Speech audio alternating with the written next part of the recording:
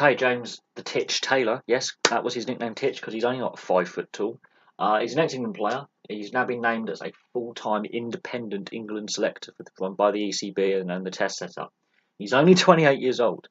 He played for Nottinghamshire in England in his career, and he had to retire 2 years ago at the age of 26 due to a severe heart problem, which led to surgery that actually saved his life. He was told he could have died had he carried on. He just felt a bit ill one day whilst playing. Went to the doctor and was like, "Yeah, you're going to die." So he was really seriously ill, and he could have died very, very young. But thankfully, he's still alive. He has also scouted for the ECB and the Test setup as well since his retirement. He's been involved with the scouting process. They get 12 ex-players to act as scouts. He was one of them for a while. Also, he did split his time commentating for Sky Sports and the BBC Test Match Special. He did that very well as a commentator. Breath of fresh air, fresh modern insight into what a dressing room currently is like, because the sport has evolved over recent years, but it was a fresh voice in the commentary ranks of the cricketing media. Now, he will work alongside Ed Smith, who is pals with Andrew Strauss. There's a little bit of still an old boys club about this. But he also will work alongside Trevor Bayliss. The three of them will be the final selection panel. They will cover every facet from T20, ODI and Test matches. They're the three guys who will say this guy is getting selected for a squad, for a league training squad, for a Test squad, for an ODI squad, for a T20 squad. Trevor Bayliss is under a lot of pressure right now. Now, Ed Smith's only been in the job since April, and James Taylor completes a bit of restructuring behind the scenes about how the selection process works. Ed Smith has had some criticism right now. Having James Taylor in there is a breath of fresh air from the ECB. It's a good sign that it doesn't matter how young you are. If you're considered talented enough, you can make it into an important sporting position like this. And yes, his career was cut tragically short because of health issues, but it's good to see him back full-time involved with the sport in a selector's capacity. It really is. He will also use his scouting knowledge because he's only recently retired from the game. He's only 2 years out from the game, so he'll know a lot of the current players, as be it teammates at county level and opponents. And that form of scouting knowledge, really, really important.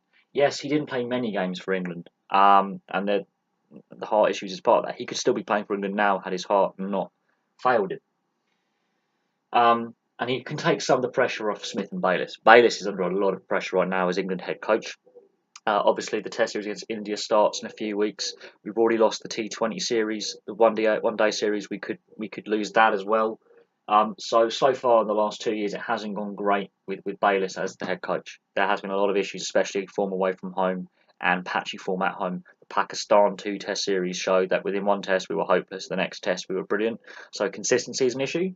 Getting a guy who's also been a former scout and a recently retired player in, who's still pretty fresh from retiring from the game, I think is a good move by the ECB.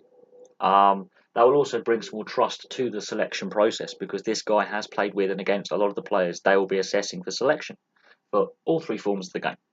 And as he played ODIs and Test matches, he knows what hoops you've got to get through to be selected. But there we go. He's been named as a full-time independent. That's what the ECB is saying. So it is a full-time role. We may see a guest spot on Sky Sports and BBC Test Match Special from time to time as a guest, as an interviewee, rather than a commentator. It's been refreshing having him as a commentator for the last year, 2 years. It's been kind of good. And his scouting knowledge, again, will help. And it will help this restructuring process. It's part of the restructuring process the ECB are doing. The ECB have come under a lot of criticism for a lot of their decision-making over the last, well, I'd say 13 years, since 2005. There's been a lot of criticism thrown at the ECB, some of it rightly deserved, some of it maybe not so much. But we'll see how he does. And I've also been asked to do a cricketing video, and now I have a reason to do so, because James Taylor's now part of the England setup, as in selecting. And we'll see how much pressure that takes off Bayliss and Smith, because they've had to restructure the system. Andrew Strauss has come under a lot of criticism. He's currently on leave because his wife's seriously ill. And Ed Smith is seen as very pally with Andrew Strauss. So it'll be interesting to see how this three-way dynamic at the selection level works. And hopefully James Taylor can bring some fresh insight into the process. Anyway, thank you very much for watching. Please like and subscribe if you are a cricket fan. What are your views? And I will have some more videos for you soon. Don't forget to like and subscribe. Very good. See you soon.